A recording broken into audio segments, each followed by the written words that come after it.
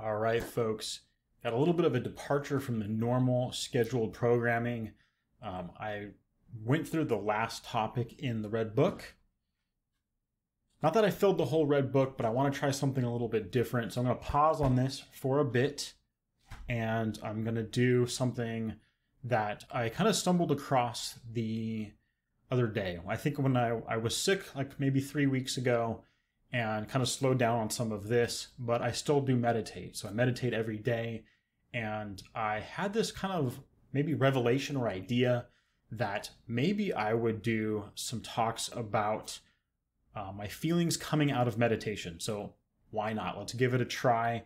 What I'm using is I'm using Headspace. I'll put a link in the video for Headspace. I'm sure people know what that is by now, but if you don't, I highly recommend it. Guided meditation, super good stuff. I'm not sponsored by them. It's just something that I use. So what I like to do is after a meditation session, there's always like a nice little kind of quote or recap to kind of maybe get some of those creative or generative thought going, that energy going. So what I've been doing is taking a screenshot of some of the ones that I found to be inspirational, and then taking some notes about what kind of comes up in me when I think about that quote or that idea. And I want to share that with you folks. So without further ado, I'm already a minute and a half in. Let's get to it. I take the notes on my phone, so we'll give that a try and see how this works out. Alrighty. So the first one I've got here is, so the quote from Headspace is, when we're unable to change a situation, can we change our approach so that the experience itself is altered in some way? And so here are my thoughts on that. And I kind of want to share it with you folks. Maybe you'll find something interesting. Maybe you can share some of your ideas as well. So this has me thinking about my house. And so, and I'll dive into some of my own thoughts as we go. This might actually end up being more than 5 minutes. We'll see. But I don't know if I did a video on this or not, but I have a rental property that unfortunately a tree fell through, and I've been dealing with the damages and the repairs and all that stuff. No one got hurt, so very fortunate there. But that's what this is about.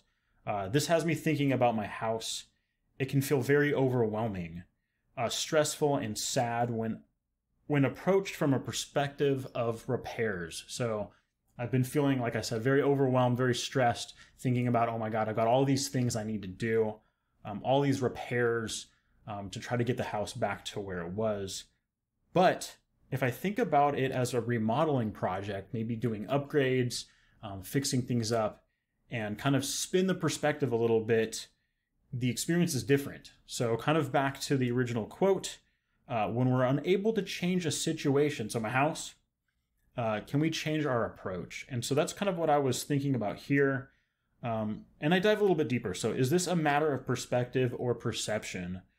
Are there other areas in our lives that we could apply this to? You know, perhaps you're going through a tough situation. Maybe you're dealing with a family member or a coworker, and you're kind of stuck in a certain way of thinking. Maybe there's a way to spin that around and reframe it so that it's not so negative. Maybe there's a positive way that you can approach the situation.